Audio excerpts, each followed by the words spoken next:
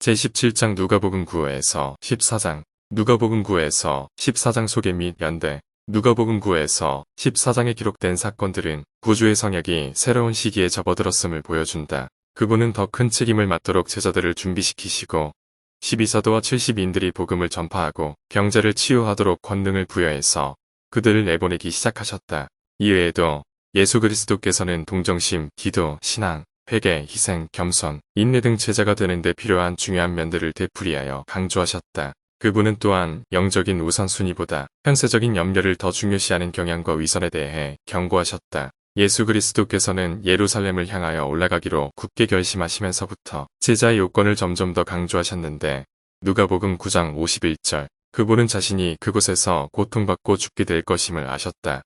누가복음 9장 22절 31절 창조구주께서는 지상 사명 중 이 어려운 국면에 접어들었을 때에도 하나님께 온전히 헌신하는 모범을 보이셨으며 모범의 힘으로 제자가 되는 것에 대한 가르침을 강화하셨다.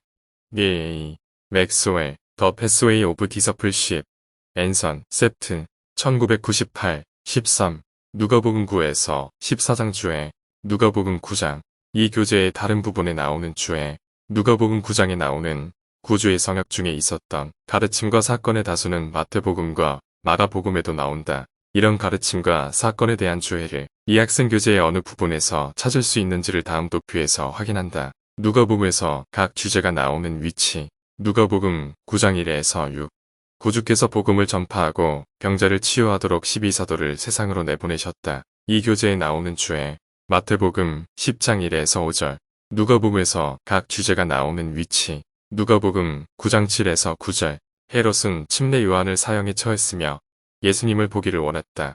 이 교재에 나오는 주에 마가복음 6장 14에서 29절 누가복음에서 각 주제가 나오는 위치 누가복음 9장 10에서 17절 그리스도께서 5,000명을 먹이셨다. 이 교재에 나오는 주에 마가복음 6장 32에서 44절 누가복음에서 각 주제가 나오는 위치 누가복음 9장 18에서 22절 베드로가 예수가 그리스도이심을 간증했다. 이 교재에 나오는 주에 마가복음 8장 27에서 32절 누가복음에서 각 주제가 나오는 위치 누가복음 9장 23에서 27절 누구든지 제 십자가를 지고 목숨을 잃으면 구원을 얻을 것이다. 이 교재에 나오는 주에 마가복음 8장 34에서 38절 누가복음에서 각 주제가 나오는 위치 누가복음 9장 28에서 36절 변형이 일어났다.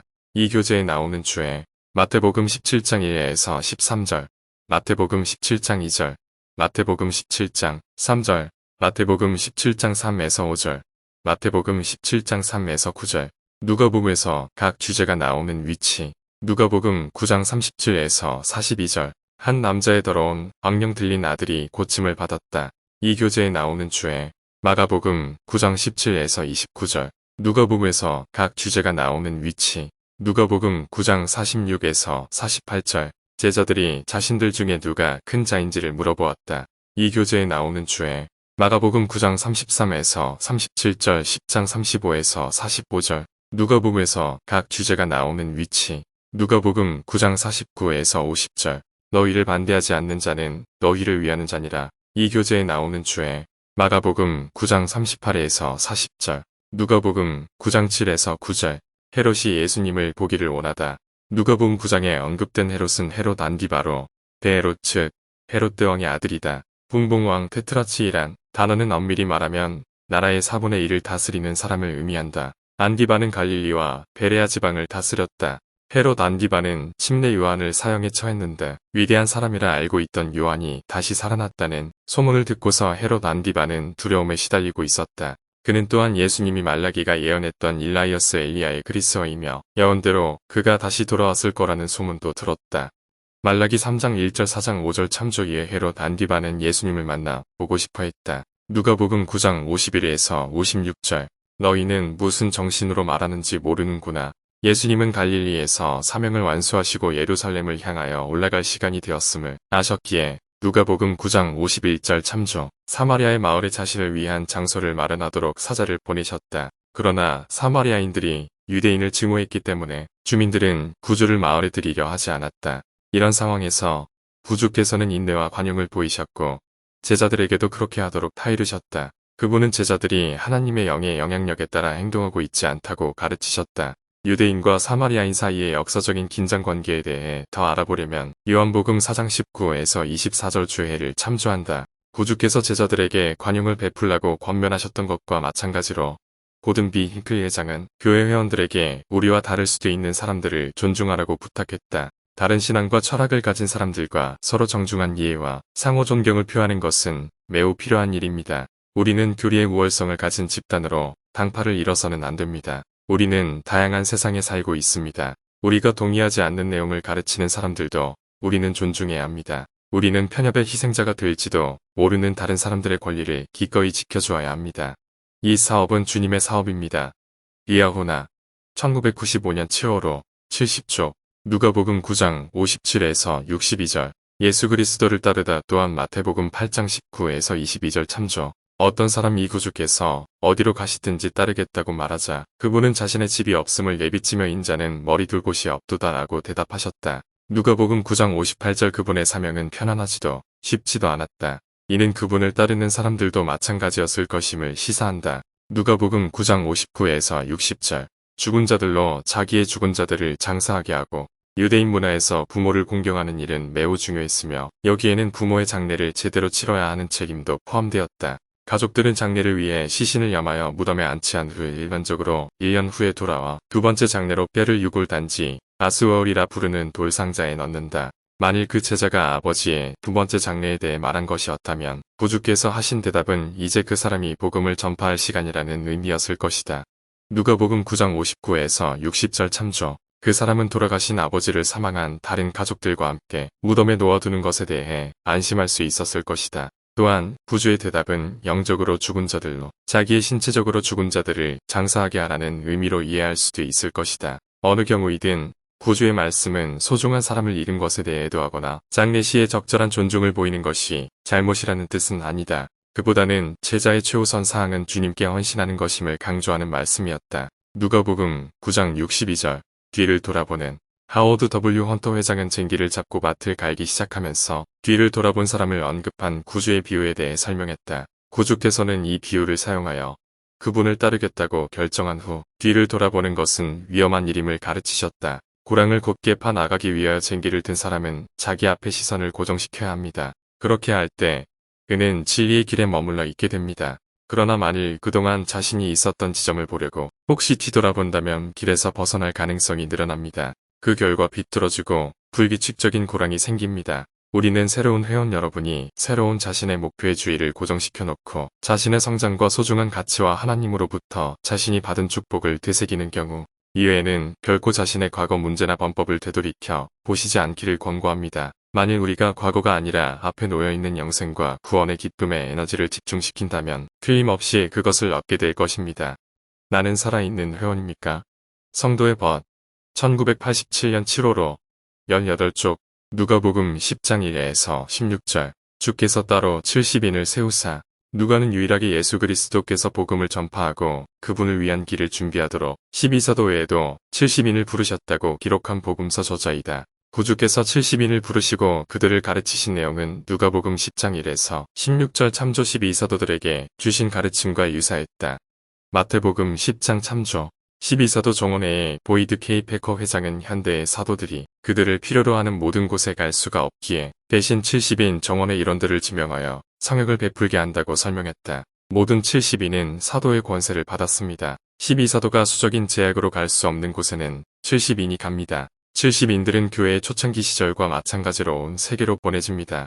플레질링 핀치즈 앤 패밀리 라이프 브리검 영 유니버시티 디보셔널 AUG 18 2009 사스피치즈 BYU-CDU 오늘날 70인은 순회 성역자로 불린다. 교리와 성약 107편, 97절 한편, 집사와 교사와 장로들은 교회의 상주 성역자로 지명된다. 교리와 성약 84편, 111절, 124편, 137절, 누가복음 10장 2절, 추수할 것은 많되 일꾼이 적으니 구주께서 구원의 추수에 참여하도록 더 많은 일꾼이 필요하다고 말씀하셨던 것과 마찬가지로 후기의 선지자들은 계속해서 더 많은 수의 선교사들을 부르고 있다. 토마스 S. 몬슨 회장은 교회의 청소년들에게 다음과 같은 메시지를 되풀이해서 전했다. 오랫동안 선지자들이 가르치신 내용을 되새겨 드리겠습니다. 모든 합당하고 건강한 젊은 남성은 선교 사업을 준비해야 합니다. 선교 사업은 신권 의무이며 많이 받은 자인 우리에게 주님께서 바라시는 의무입니다. 청남 여러분, 선교 사업을 준비할 것을 권고합니다. 청녀 여러분, 여러분에게는 청남들처럼 전임 선교사로 봉사할 신권 책임은 없지만 여러분도 선교사로서 귀중한 공헌을 합니다. 우리는 여러분의 봉사를 환영합니다. 다시 함께 만나서 이하오나 2010년 11월호 5에서 6쪽 추수와 일꾼에 관한 구주의 가르침에 대해 더 알아보려면 마태복음 9장 37에서 38절 주회를 참조한다. 누가복음 10장 21에서 24절 구주께서는 왜 기뻐하셨는가? 구주께서는 제자들에게 왜 그들이 복을 받았다고 말씀하셨는가? 이 성구들은 여러분에게 어떻게 비유할 수 있겠는가? 누가복음 10장 29에서 37절 내 이웃이 누구니이까? 율법교사가 그러면 내 이웃이 누구니이까? 라고 질문한 것에 응하여 누가복음 10장 29절 구주께서는 선한 사마리아인의 비유를 말씀하셨다. 누가복음 10장 30에서 37절 참조 그리스도 시대에 유대인과 사마리아인은 서로에게 상당한 적개심을 느꼈다. 이 두 부류는 보통으로 함께 어울리려 하지 않았다. 하워드 W. 헌터 회장은 유대인에게 동정 어린 행동을 보였던 사마리아인은 우리에게 순수한 기독교인의 사랑의 모범을 보여주었습니다. 라고 가르쳤다. 헌터 회장은 또한 이 비유를 우리 삶에 적용하는 것에 대해 이렇게 가르쳤다. 우리는 친구를 만들지만 하나님은 어느 곳에나 이웃을 만들어 놓으셨음을 기억해야 합니다. 사랑에는 경계선이 없어야 합니다. 우리는 편협한 애착심을 가져서는 안 됩니다. 그리스도께서는 이렇게 말씀하셨습니다. 너희가 너희를 사랑하는 자를 사랑하면 무슨 상이 있으리요. 세리도 이같이 아니하느냐. 마태복음 5장 46절 주님의 시금석 성도의 벗 1987년 1호로 44쪽 누가복음 10장 31에서 36절 제사장, 레위인, 그리고 사마리아인 모세 율법에 따르면 제사장들과 레위인들은 성전에서 그리고 하나님의 율법을 가르치고 준수하는 교사와 본보기로서 하나님과 이웃을 섬기도록 임명되었다. 이 신권 소유자들은 내 이웃 사랑하기를 내 자신과 같이 사랑하라 라는 계명을 잘 알고 있었다. 레위기 19장 18절 사실 레위인들은 특히 여행자들을 경제적으로나 여러모로 도와야 할 책임이 있었다. 레위기 25장 35에서 36절 참조 그러나 구주의 비유에 나오는 제사장과 레위인은 이 계명을 어겼다. 그들은 모두 다친 사람을 보았으나 피하여 지나갔다. 누가복음 10장 31에서 32절 제사장과 레위인은 구전 율법 또는 랍비의 전통을 따랐다. 말하자면 유대인들은 유대인이 아니거나 어느 민족인지 알지 못하는 사람들은 이웃이 아니므로 그들을 죽음에서 구하여 줄 의무가 없었던 것이었다. 제사장과 레위인은 구전 율법 또는 전통이 요구하는 바는 따랐으나 순수 모세 율법에서 요구하는 바는 따르지 않았다. 모순되게도 성문화된 모세 율법에 따른 제사장과 레위인의 역할을 수행한 것은 사마리아인이었으며 반면 구전 율법 또는 전통은 제사장과 레위인의 행동에 대한 변명의 구실이 되어 주었다. 예수님에게서 그 비유를 듣고 있던 사람들은 틀림없이 그 비유가 실화라고 느꼈을 것이다. 예루살렘에서 여리고로 내려가는 길은 1035m의 고도차가 있었는데 누가복음 10장 30절 그 당시에는 강도와 도둑이 들끓어 붉은 길 또는 피의 길로 알려져 있었다. 누가복음 10장 33에서 35절 기름과 포도주 사마리아인은 다친 사람의 상처를 기름과 포도주로 치료해 주었는데 이 두 가지는 모두 약효가 있다. 기름은 통증을 완화하고 포도주는 소독하는 데 사용되었다. 또한 포도주와 기름은 그리스도의 속죄를 상징하기도 한다. 마태복음 26장 27에서 29절 및 마태복음 26장 36절 주의 참조 사마리아인이 사용한 기름과 포도주는 그가 다친 유대인에게 보여준 그리스도와 같은 사랑을 상징한다고 볼 수 있다. 또 나아가 이 비유는 구주께서 치르신 속죄를 상기시켜준다. 선한 사마리아인처럼 예수 그리스도께서는 도움이 필요한 사람들을 구하신다. 그분은 사람들을 가엾게 여기시고 죄가 낳은 영적인 상처를 치유하신다. 그분은 사망으로부터 우리를 구원하신다. 구주께서는 우리에게 안전을 가져다 주시며 다른 사람들이 우리를 돕게 하신다. 예수 그리스도께서는 속죄를 통해 우리의 회복을 위한 값을 친히 지불하셨다. 선한 사마리아인의 이야기를 시각화해 볼 수 있도록 LDS.2RG에서 예수 그리스도의 생애 비디오에 나오는 선한 사마리아인의 비유를 시청한다. 이 비디오는 누가복음 10장 25에서 37절을 다룬다. 누가복음 10장 37절 가서 너도 이와 같이 하라. 토마스 S. 몬슨 회장은 우리 자신을 선한 사마리아인의 비유에 빗대어 보고 우리의 도움이 필요한 사람들을 어떻게 대할 것인지 생각해 보라고 권했다. 우리 각자는 지상생활이라는 여정을 통해 자신만의 여리고 길을 여행하게 될 것입니다. 여러분은 여리고 길에서 어떤 경험을 하게 되고 저는 어떤 일을 겪게 될까요? 강도를 만나 저의 도움이 필요한 사람을 제가 알아보지 못할까요? 여러분은 어떻겠습니까? 저는 부상당한 사람이 도움을 청하는 것을 보고도 피하여 지나갈까요? 여러분은 어떻겠습니까? 아니면 저는 그것을 보고 듣고 가던 길을 멈추고 도와주는 사람이 되겠습니까? 여러분은 어떻겠습니까? 예수님은 우리에게 가서 너도 이와 같이 하라라고 경고의 말씀을 하셨습니다. 그 말씀에 순종할 때 우리에게는 그 어느 것에도 비할 수 없는 기쁨을 주는 길이 열리게 됩니다. 우리가 선한 사마리아인의 길을 따라갈 때 완전으로 인도하는 길로 들어서게 됩니다. 여리고 길, 성도의 벗, 1989년 9월호 2에서 3쪽, 누가복음 10장 38에서 42절. 마리아는 이 좋은 편을 택하였으니 유대인 사회에서 환대는 매우 중요했다. 여성의 명예와 명성은 그녀가 손님을 대접하는 역할에 관하여 문화적인 기대치를 얼마나 잘 이행하느냐에 일정 부분 달려 있었다. 이런 사회적 관습 때문에 마르다가 동생 마리아에게 이를 거들지 않는다고 불평한 것은 누가복음 10장 40절 참조 대체로 당시 사람들 눈에는 당연하게 비춰졌을 것이다. 그러나 구주께서는 마르다에게 마리아는 이 좋은 편을 택하였으니 라고 응답하심으로써 누가복음 10장 42절 동생의 선택을 칭찬하셨다. 구주의 응답으로 명확해진 것 중 하나는 비록 좋은 사회적 관습이라고 하더라도 그보다 더 우선해야 하는 것이 있다는 사실이다. 12사도 정원회에 대인 H. 옥스 장로는 의로운 교회 회원들이 마리아처럼 삶에서 가장 중요한 활동들을 인식할 줄 알아야 한다고 말했다. 그저 어떤 것이 좋다는 이유만으로 그 일을 해야 하는 것은 아닙니다. 우리가 할 수 있는 좋은 일들을 모두 다 하기에는 우리에게 주어진 시간이 너무 모자랍니다. 좋은 것보다 더 좋은 것들이 있으며 이것이 바로 우리가 생활에서 우선적으로 주의를 기울여야 하는 것들입니다. 예수께서 이 원리를 마르다의 집에서 가르치셨습니다. 마르다가 많은 일로 염려하고 근심한 것은 칭찬받을 일이지만 41절 위대한 스승에게서 복음을 배우는 것이 더욱 필요한 일이었습니다. 어떤 것들은 다른 것들보다 더 복되다는 가르침이 경전의 여러 곳에 나와 있습니다. 사도행전 20장 35절 엘마서 32장 14에서 15절 참조. 우리가 텔레비전을 보거나 비디오 게임을 하거나 인터넷을 검색하거나 책 또는 잡지 읽기를 선택하는 동안 시간을 어떻게 사용하고 있는지를 생각해 보십시오. 건전한 오락물을 시청하거나 흥미로운 정보를 얻는 것은 물론 좋은 일입니다. 그러나 그런 모든 것들이 그것을 얻기 위해 우리의 삶의 한 부분을 바칠 만한 가치가 있는 것은 아닙니다. 더 좋거나 가장 좋은 선택들이 있습니다. 개인 및 가족 시간을 사용하는 데는 더 좋은 것이 있고 또 가장 좋은 것도 있습니다. 우리는 더 좋은 것 내지 가장 좋은 것을 선택하기 위해 몇 가지 좋은 것들을 포기해야 하는데 이는 더 좋은 것, 가장 좋은 것들이 주 예수 그리스도를 믿는 신앙을 발전시키고 우리 가족을 강화하기 때문입니다. 좋은 것, 더 좋은 것, 가장 좋은 것. 귀하오나 2007년 11월호 104에서 105, 107쪽 누가복음 10장 40에서 42절 마르다의 성품 70인 정원회의 그레고리 A. 시바이처 장로는 교회 회원들에게 마르다가 이 한 가지 경우에 많은 일로 염려하고 근심하였다고 해서 그녀를 성급하게 잘못 판단하지 않도록 권유했다.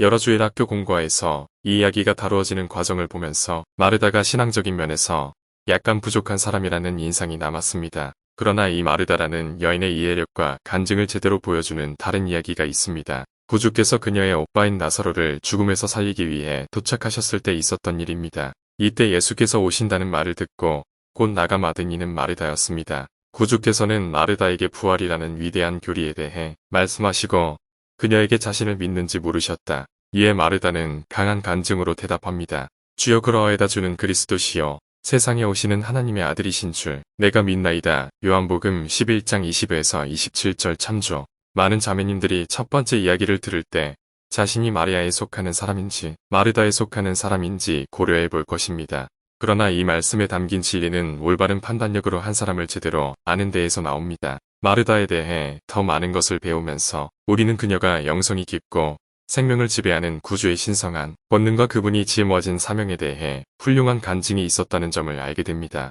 마르다에 대한 잘못된 판단 때문에 우리는 이 훌륭한 여인의 진정한 성품을 보지 못했을지 모릅니다. 올바른 판단력을 키우고 남을 비판하지 마십시오. 위아오나 2010년 5월호 103에서 104쪽 누가복음 11장 1회에서 4절 주기도문 주님의 기도에 대하여 더 많은 통찰을 얻으려면 마태복음 6장 9절 주회, 마태복음 6장 10절 주회, 마태복음 6장 13절 주회를 참조한다. 누가복음 11장 5에서 10절 밤중에 찾아온 친구의 비유 누가복음 11장 5에서 10절에 나오는 구주의 가르침에는 비유가 하나 나오는데 이는 종종 밤중에 찾아온 친구의 비유로 불린다. 여행자가 떡을 얻기 위해 찾아간 친구는 하나님 아버지를 나타낸다. 이 비유는 우리가 하나님 아버지께 끊임없이 의롭게 충실하게 기도를 드리면 그분은 자녀들을 향한 넘치는 선함과 사랑과 염려를 갖고 계시기에 하늘의 문을 여신다는 것을 가르친다. 조셉 스미스 역에는 이 비유의 도입 부분에 다음과 같이 명시되어 있다. 너희 하나님 아버지께서는 너희가 그분에게 구하는 것이 무엇이든 틀림없이 너희에게 주시리라. 조셉 스미스 트랜슬레이션 루크 11장 5절 12사도 정원회의 제임스 이 탈미지 장로는 하나님 아버지와 이 비유에 나오는 친구의 차이점에 대해 이렇게 언급했다. 이기적인 인간도 이웃이 올바른 목적으로 끊임없이 요구하면 들어준다는 것을 생각할 때 하나님께 의로운 목적과 신앙으로 끊임없이 간구하면 틀림없이 허락해 주신다는 것이 이 비유의 교훈이다. 인간의 이기적인 거절은 하나님의 현명하시고 인자하신 기다림과는 도무지 비교가 안 된다. 기도의 응답을 받기 위해서는 참다운 요구와 참다운 신앙이 있어야 한다. 아버지께서는 더욱 열렬히 간구하도록 하기 위하여 때때로 기도의 응답을 늦게 주시기도 한다. 예수 그리스도 440에서 441쪽 누가복음 11에서 12장 이 교재의 다른 부분에 나오는 주에 누가복음 11에서 12장에 나오는 구주의 성역 중에 있었던 가르침과 사건의 다수는 마태복음과 마가복음에도 나온다. 이런 가르침과 사건에 대한 주해를 이 학생 교재의 어느 부분에서 찾을 수 있는지를 다음 도표에서 확인한다. 누가복음에서 각 주제가 나오는 위치 누가복음 11장 14에서 23절 양령 이 교재에 나오는 주에 마태복음 12장 31에서 32절 43에서 45절 및 마가복음 3장 22에서 27절 누가복음에서 각 주제가 나오는 위치 누가복음 11장 24에서 26절 빈집의 비유 이 교재에 나오는 주에 마태복음 12장 31에서 32절 43에서 45절 누가복음에서 각 주제가 나오는 위치 누가복음 11장 27에서 32절 요나의 표적 이 교재에 나오는 주에 마태복음 12장 41에서 42절 누가복음에서 각 주제가 나오는 위치 누가복음 11장 33에서 36절 빛과 어둠 이 교재에 나오는 주에 마태복음 5장 14에서 16절 및 마태복음 6장 22절 누가복음에서 각 주제가 나오는 위치 누가복음 11장 37에서 54절 바리새인들과 율법교사들을 꾸짖으시다. 이 교재에 나오는 주에 마태복음 23장 13에서 33절 누가복음에서 각 주제가 나오는 위치 누가복음 12장 1에서 5절 위선 이 교재에 나오는 주에 마태복음 16장 1에서 4절 누가복음에서 각 주제가 나오는 위치 누가복음 12장 22에서 32절 사도들에게 조언하시다.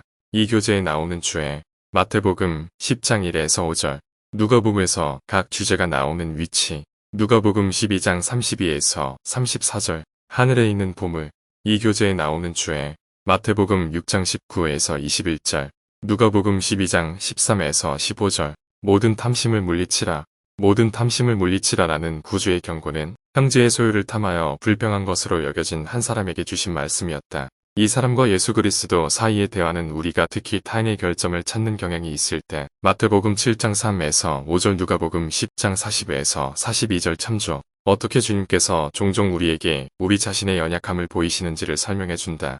이더서 12장 27절 참조 12사도 정원회의 조셉 B. 워슬린 장로는 탐심의 위험성에 대해 이렇게 경고했다. 탐심을 물리치십시오. 그것이 이후기에 큰 고통 가운데 하나입니다. 그것은 욕심과 원한을 불러일으킵니다. 또한 속박과 마음을 상하게 하는 일과 과중한 부채로 이어지곤 합니다.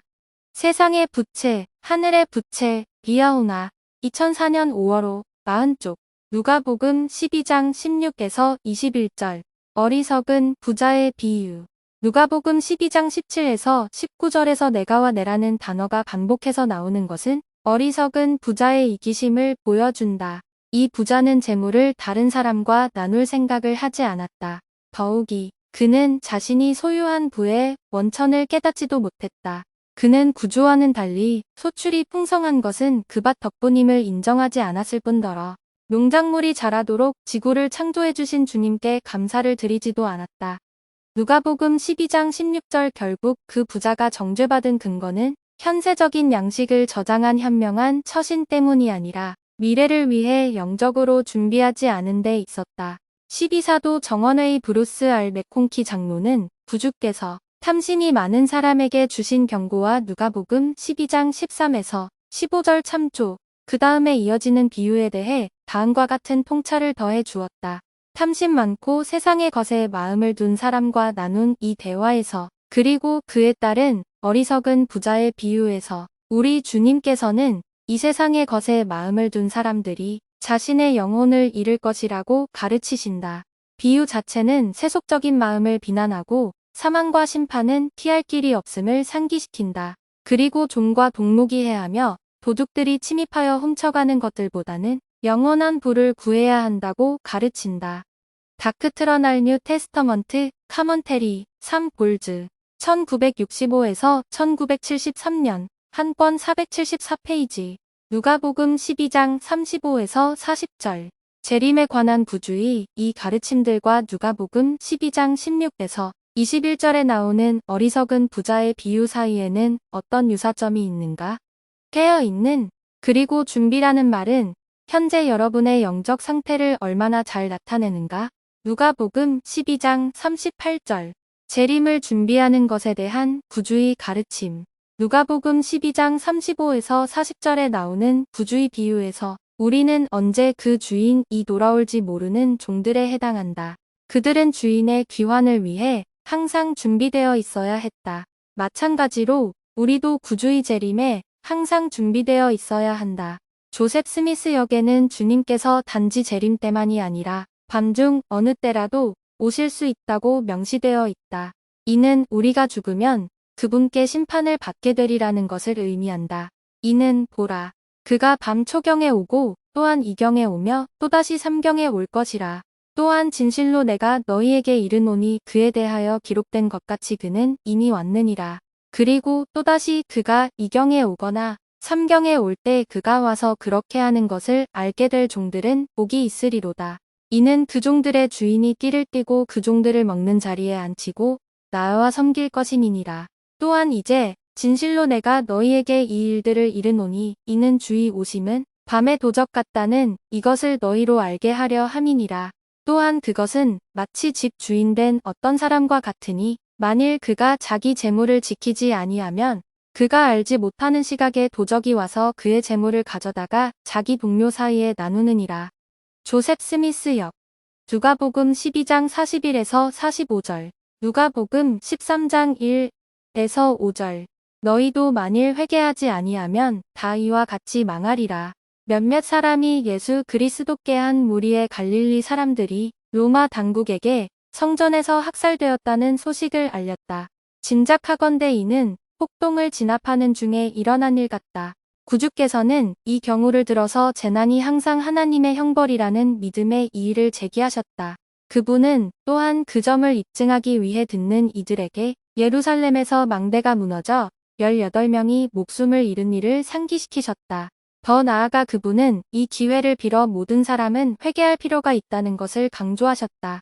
브루스 알 맥콩키 장로는 구주의 가르침에 대해 이렇게 설명했다.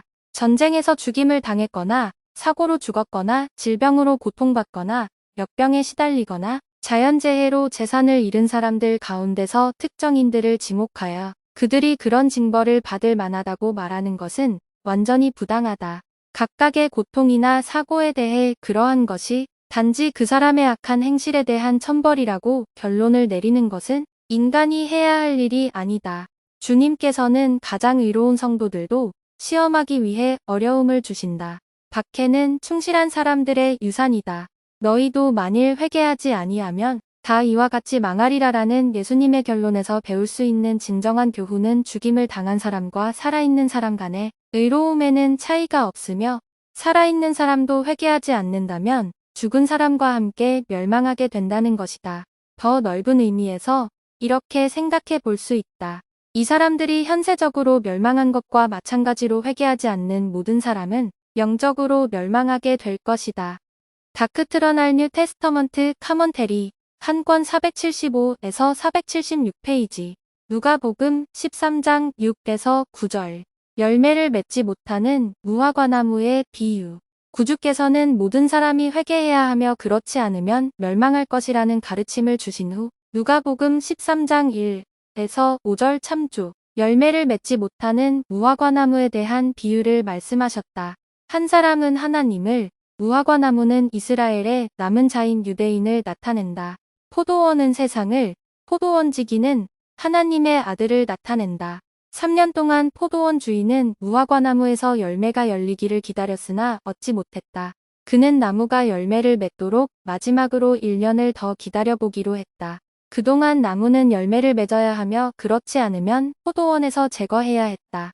이 비유는 모든 사람은 반드시 회개해야 하며 그렇지 않으면 멸망할 것이라는 구주의 가르침을 강조한 것이다. 이전에 침례 요한도 이와 유사한 메시지를 언급했다. 누가복음 3장 8에서 9절 참조. 이 비유를 말씀하신 후에 구주께서는 이스라엘이 기회가 주어진 시기 내에 의롭게 되지 못했음을 계속해서 강조하셨다. 누가복음 13장 33에서 35절 참조. 누가복음 13장 11에서 17절. 이 경전 구절에 나오는 놓였다 후는 이라는 단어는 어떤 점에서 중요한가? 구주께서 안식일에 병든 여인을 고치셨을 때 그분은 그녀가 병에서 놓였다 루스트 푸는 라고 2번이나 말씀하셨다.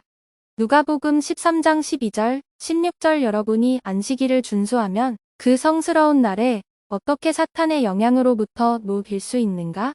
누가복음 13장 10에서 17절. 안식일에 병을 고침. 구주께서 18년 동안 신체적 고통을 겪었던 여인을 고치시자 누가복음 13장 10에서 17절. 참조. 그 치유가 행해졌던 회당의 회당장은 안식일에 기적을 행하신 것에 대해 불평했다. 이에 대해 구주께서는 안식일에 선한 일을 하는 것은 합법적인 일이며 이와 다르게 가르치는 것은 위선이라고 가르치셨다. 이 응답에서 안식일에 할 수 없는 것에 지나치게 관심을 두기보다는 할 수 있는 선한 일을 찾아보는 것이 중요하다는 것을 배울 수 있다. 누가복음 13장 18에서 21절. 겨자씨의 비유. 겨자씨의 비유에 대한 더 많은 통찰을 얻으려면 마태복음 13장 31에서 32절 주애를 참조한다. 누가복음 13장 23에서 30절. 좁은 문. 구원받을 사람들의 수에 대한 질문을 받으신 구주께서는 그에 대한 응답으로 많은 사람들이 부응하지 못하게 될 구원의 조건을 비유로 가르치셨다. 누가복음 13장 23에서 30절 참조. 예수 그리스도께서 언급하신 좁은 문은 24절. 누가복음 9에서 14장 전반에 나오는 엄격한 제자의 요건에 관한 주제를 강화한다.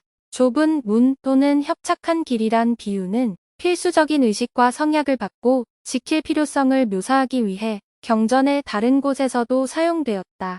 니파이후서 31장 17에서 18절 교리와 성약 132편 19에서 25절 참조. 구주께서 말씀하신 이 비유는 구주에 대해 알고는 있지만 제자의 요건을 충족하지 못한 사람들이 하나님의 해의 왕국에서 배제될 것임을 경고한다. 누가복음 13장 31에서 35절. 예수께서 예루살렘에 대해 탄식하시다. 예수께서 예루살렘에 대해 탄식하신 일에 대해서 더 많은 통찰을 얻으려면 마태복음 23장 37에서 39절 주애를 참조한다. 누가복음 14장 1에서 6절. 소가 우물에 빠졌으면. 구주께서 지상 성역을 베푸시던 당시 많은 유대인 지도자들은 자신이 안식일을 엄격히 준수하는 것을 자랑스럽게 여겼다. 그러나 예수 그리스도께서는 안식일에 동물은 기꺼이 구하려 하면서도 사람을 구하지 않는 그들의 위선을 꾸짖으셨다. 누가복음 13장 15에서 16절 14장 5에서 6절 참조. 우리 시대의 일부 사람들은 안식일을 거룩하게 지키라는 계명과 모순되는 활동을 정당화하기 위해 누가복음 14장 5절에 근거한 수렁에 빠진 소라는 말을 사용한다. 스펜서 W. 킴볼 회장은 안식일에 위급한 상황이 일어날 수도 있음을 인정했다. 그러나 고의로 혹은 습관적으로 안식일을 합당하게 준수하지 않는 것에 대해 이렇게 경고했다. 구주께서는 소가 안식일에 수렁에 빠진다는 것을 알고 계셨습니다. 그러나 그분은 어떤 소도 매주 일부러 수렁에 빠지지는 않는다는 것도 알고 계셨습니다. 콘퍼런스 리포트, 악트, 1953, 55. 누가복음 14장 7에서 11절. 자기를 낮추는 자는 높아지리라. 누가복음 14장 1절에는 구주께서 한 바리새인 지도자의 집에 떡 잡수시러 들어가셨다는 점이 언급되어 있는데 이는 자기를 낮추는 자는 높아지리라 라는 가르침의 배경을 이해하게 해준다. 누가복음 14장 11절 또한 7절에는 예수 그리스도께서 잔치에 초대받은 사람들이 어떻게 명예로운 자리를 스스로 구했는지 눈여겨보셨다고 나와 있다. 높은 자리라는 말은 명예로운 자리를 의미한다. 관습에 따르면 가장 명예로운 손님이 주인과 가장 가까운 자리에 앉았다. 구주께서는 이 상황을 포착하여 겸손과 승연 간의 관계에 대한 영원한 원리를 다음과 같이 가르치셨다. 자기를 낮추는 자는 높아지리라. 누가복음 14장 11절 또한 교리와 성약 101편 42절 참조. 누가복음 14장 12에서 24절. 큰 잔치의 비유. 예수께서는 서기관들과 바리새인들에게 겸손에 대해 가르치시면서 누가복음 14장 12에서 14절에 기록된 대로 겸손한 사람의 행동에 대해 한 가지 예를 드셨다. 그분은 우리가 특히 가난하거나 병든 사람들을 잘 대해줄 때 의인들의 부활 시에 보상받게 될 것이라고 가르치셨다. 그런 다음 구주께서는 큰 잔치의 비유를 말씀하셨다. 누가복음 14장 15에서 24절 참조. 이 비유에서 잔치는 복음의 축복을 나타낸다. 이 복음 잔치는 특별히 우리를 위해 준비되었으며 우리에게 필요한 것을 제공하고 만족감을 안겨줄 수 있다. 우리는 잔치에 참석하라는 초대를 받았다. 하지만 우리는 그 초대를 거절할 수도 있다. 이 비유에서 보면 유대인들은 초대받은 손님으로서 복음 축복을 받을 수 있었으나 그들은 잔치에 가지 않았다. 그래서 그 축복은 아직 초대를 받지 않은 이방인들에게 주어졌다. 이 비유에서 어떤 사람은 하나님을 나타내며 잔치할 시각에 종은 예수님과 그분의 사도들을 나타낸다. 후기의 계시에서는 이 비유를 다른 상황에 적용한다. 후기에는 모든 민족이 주의 집에 만찬에 초대될 것이다. 첫 번째로 부자와 유식한 자, 현명한 자와 고귀한 자가 초대받을 것이다.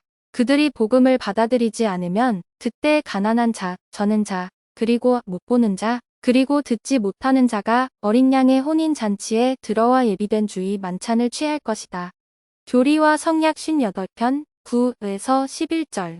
또한 예수님의 말씀을 듣던 사람 중 하나가 무릇 하나님의 나라에서 떡을 먹는 자는 복되도다라고 한 말은 누가복음 14장 15절. 복천년이 시작되기 직전에 그리스도와 그분의 종들이 성찬빵과 물을 함께 취할 것임을 상기시켜준다. 교리와 성약 27편 5에서 14절 참조. 70인 정원의 일원으로 봉사하던 F버튼 하워드 장로는 교리와 성약 58편 8에서 10절을 언급하면서 이 성구들은 물질적인 것들에 대한 염려가 어떻게 복음의 축복을 취하는 데 방해가 될 수 있는지를 이해시켜 준다고 설명했다. 주님께서 큰 잔치의 비유에 대해 직접 해설을 하시는 것이라면 물론 그렇게 하시는 것으로 보입니다만 초대를 거절한 사람들이 현세적인 문제, 예를 들어 밭, 소 몇 마리 또는 잔치의 중요성을 알지 못했던 아내에 더 관심을 두었음을 주목할 때 겁이 납니다. 이 비유에서 재물의 역할을 살펴볼 때 우리는 거기에 큰 위험이 잠재해 있음을 알 수 있습니다. 물질적인 것에 대한 관심은 영원한 중요성을 끼는 것을 바라보는 우리의 관점을 흐리게 할 수도 있습니다. 오버커밍 더 월드, 셉트, 1996, 13, 누가복음 14장 18에서 20절. 변명을 늘어놓음. 큰 잔치의 비유에 나오는 변명은 주인을 모욕하는 것으로 여겨질 것이다.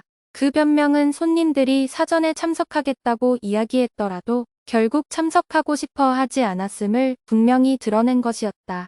처음 2명의 손님은 밭을 보지도 않고 구매하거나 시험도 안 해보고 5결의에 비싼 황소를 사는 등 터무니없는 재정적 투기에 정성을 들이기 위해 잔치 참석을 거절했다. 자신이 최근에 결혼했다는 세 번째 손님의 변명은 좀 더 타당한 것처럼 보인다. 신명기 24장 5절 참조. 하지만 이것은 누가복음 14장 26절에 나오는 배우자라도 주님보다 우선순위를 차지해서는 안 된다는 구주의 가르침에 대한 예가 된다. 70인 정원의 일원으로 봉사하던 F 멜빈 하몬드 장로는 우리에게 변명하지 말고 주님의 축복을 누리기 위해 해야 하는 일들을 하라고 권고했다.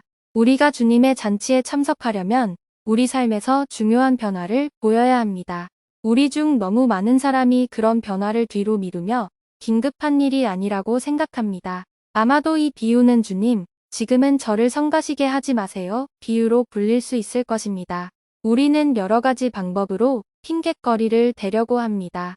모든 합리화는 이기심에서 비롯되며 거의 항상 현세적인 것들과 관련됩니다. 어떤 사람들에게는 그것이 지혜의 말씀입니다. 다른 사람들에게는 그것이 11조의 법입니다.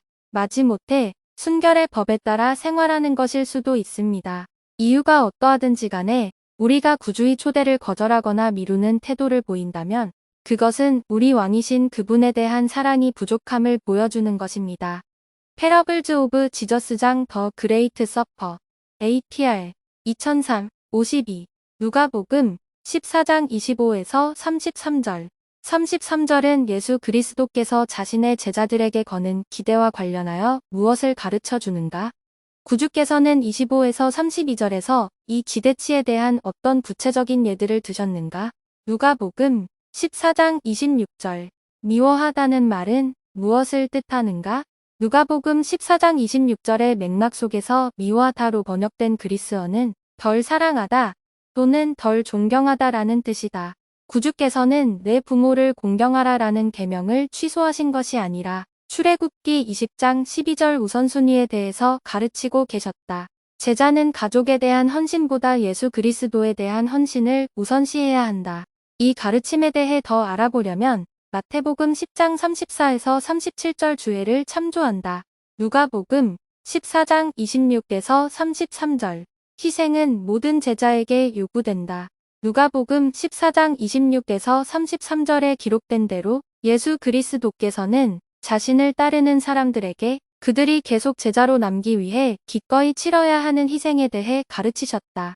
12사도 정원회의 닐 앤더슨 장로는 예수 그리스도의 제자에게 요구되는 희생을 감수한 새로운 개종자의 이야기를 통해 자신이 받은 영향을 다음과 같이 설명했다.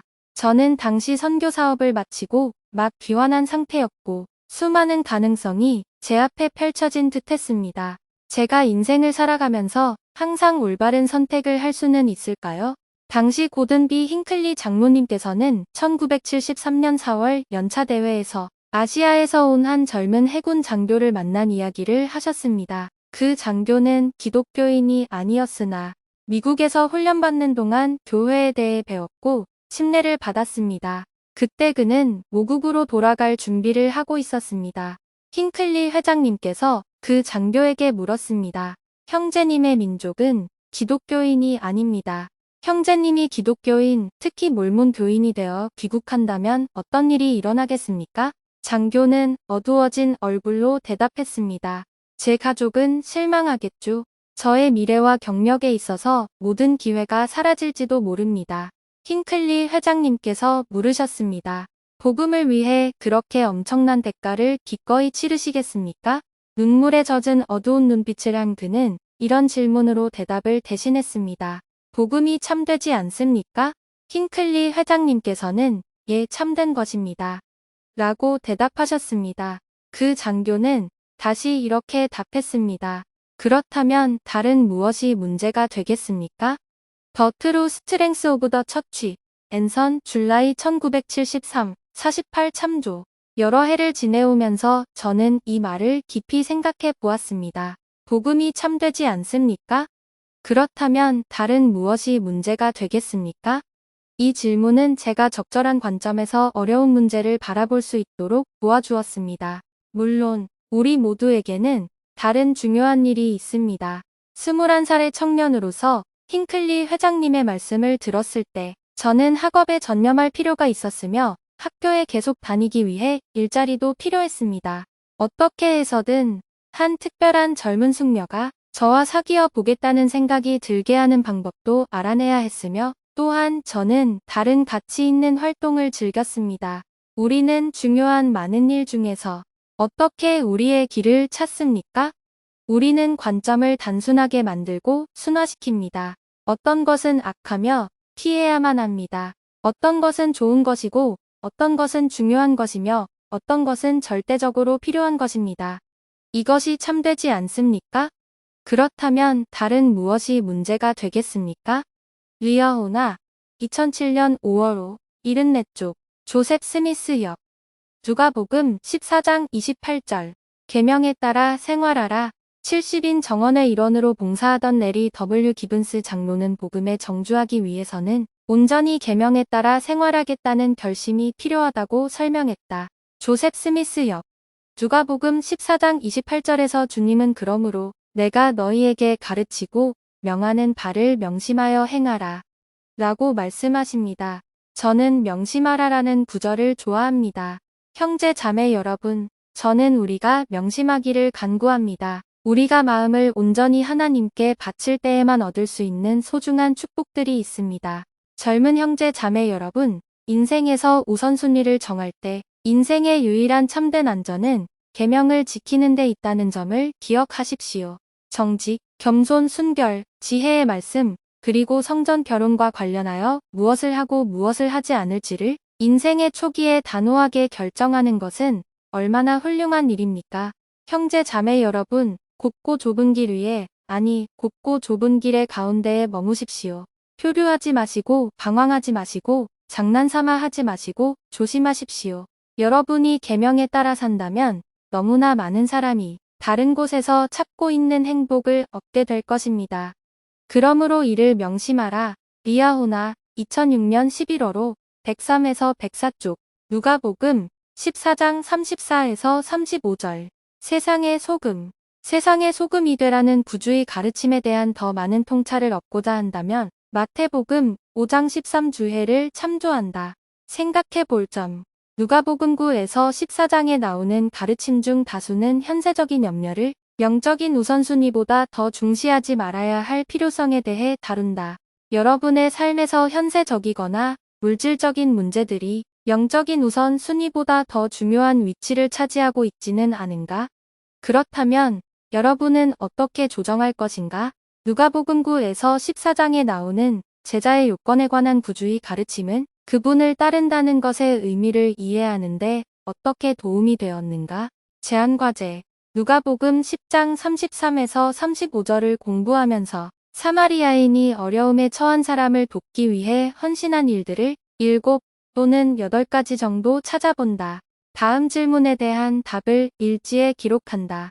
이 필멸의 삶을 살아가는 우리는 모두 어떤 점에서 강도들을 만난 사람과 같은가? 사마리아인은 어떤 점에서 구주와 같은가? 구주의 모범을 따라 어려움에 처한 사람을 도울 수 있는 한 가지 방법에는 무엇이 있는가? 누가복음 9에서 14장에서 크게 강조되는 것은 제자가 되기 위해서는 헌신이 요구된다는 점이다.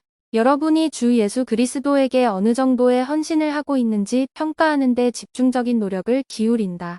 여러분이 하는 개인 기도와 경전, 공부, 교회 활동, 다른 사람들에 대한 봉사를 두루 생각해 본다.